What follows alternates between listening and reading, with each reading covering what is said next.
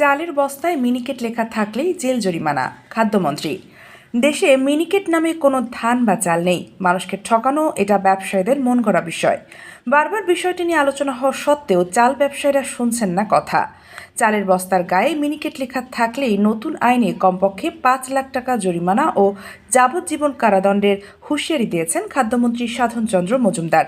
আজ মঙ্গলবার দুপুরে নওগাঁর নিয়ামতপুর সরকারি বহুমুখী উচ্চ বিদ্যালয় প্রাঙ্গণে রোপা আমন ধানের উপসি জাতের বীজ ব্যবহারের মাধ্যমে ক্ষুদ্র প্রান্তিক কৃষকদের মাঝে বিনামূল্যে সার ও বীজ বিতরণ অনুষ্ঠানে প্রধান অতিথির বক্তব্যে তিনি এসব কথা বলেন।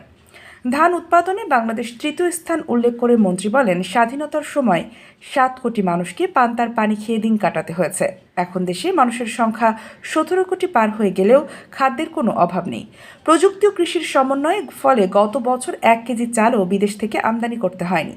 এবছরও হবে না বলে উল্লেখ করেন খাদ্যমন্ত্রী। Sheikh Masuma, news desk, ATV সংবাদ।